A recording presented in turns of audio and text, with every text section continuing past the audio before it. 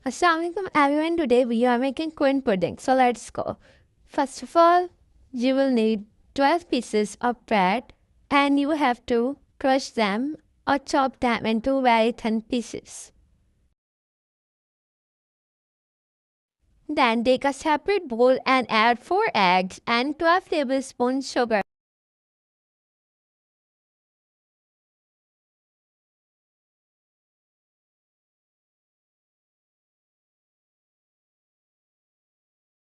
After adding sugar and egg, beat it.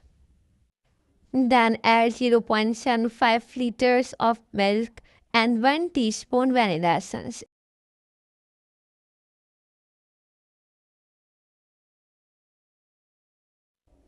Then in last also add the crushed bread and 2 tablespoons of butter and give it a good mix. Pour the mixture in a baking tray and bake it.